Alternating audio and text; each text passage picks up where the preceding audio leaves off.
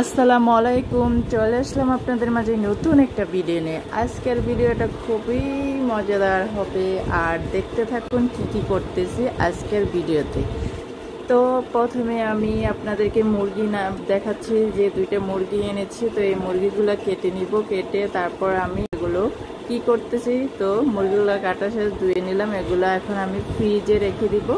তো এগুলো আমি পরে আপনাদের রান্না করে দেখাবো। তো এখন আমি ফ্রিজে রেখে দিলাম দুইটা মুরগি। আমি এখন বাক বাক করে একদম আলাদা করে পরে এগুলো রেখে দিলাম, ফ্রিজে রেখে দিব। তারপরে আমি কি করতেছি, তারপরের পার্টে চলে যাচ্ছি। এখন আমি আজকে আপনাদের ভুট্টা ভেজে দেখাবো, আর এটা ভুট্টা ভাজে কি করে সেটাও দেখতে থাকুন। খুবই সহজ। এখানে আমি তেল দিয়েছি চুলাতে, আর লবণ দিয়ে দিলাম। তেলের সাথে একটু লবণ হলে একটু ভালো লাগবে। তো আমি কিছু দিয়ে দিলাম। তো একটা ফুটে গেছে পপকর্নের, মানে এগুলা ভুট্টা বলে পপকর্ন বলে, জাস্ট মানে ভাজলে পপকর্ন হয়ে যায়, আর ভাজার আগে ভুট্টা থাকে। তো ভাজা দেখছেন, একদম সহজভাবে ঢাকনা দিয়ে ডেকে দিবেন, আর এরকম পোড়া ফুলে যাবে। খুব সহজ এই ভুট্টা ভাজা। তো আমি সবগুলো ভুট্টা ভেজে নিয়েছি।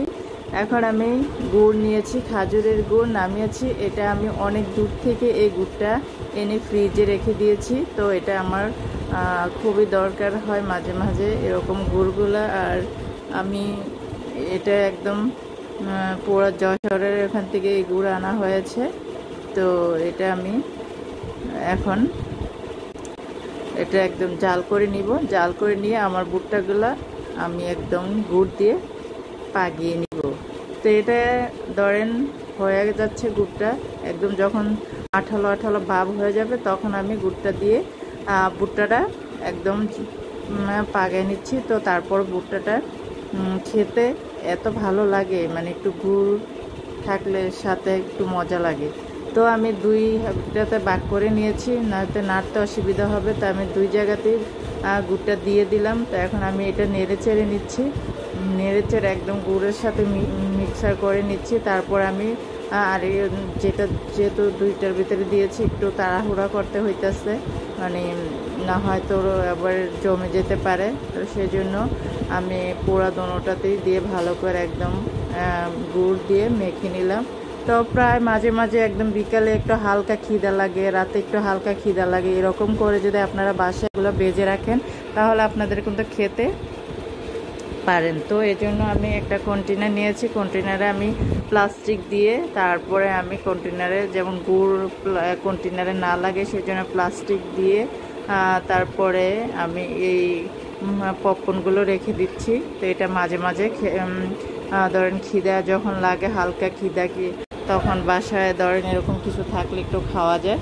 তো এই জন্য আমি প্যাক করে এখন আমি রেখে দিলাম। তো এখন পরবর্তী স্টেপে চলে যাচ্ছি। রাতে তো আমরা পিৎজা অর্ডার দিয়েছি, তো পিৎজা এনেছে।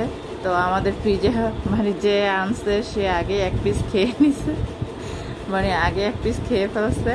তো কি করব, তো বাকিগুলো আবার আমরা খেয়ে নিলাম। খুবই মজার ছিল এই পিৎজাটা।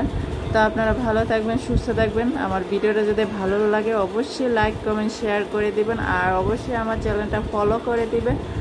আর নিত্য নতুন ভিডিও দেখার জন্য অবশ্যই ভিডিওতে লাইক কমেন্ট শেয়ার দিয়ে রাখবেন। তো আপনারা ভালো থাকবেন, সুস্থ থাকবেন। আল্লাহ হাফেজ। আর আমার পিৎজাটা খাচ্ছি, খেয়ে বলতেছি যে কীরকম হয়েছে। সত্যি একটা অনেক মজার ছিল এই পিৎজাটা। তা আপনারা ভালো থাকবেন। বাই, আল্লাহ হাফেজ।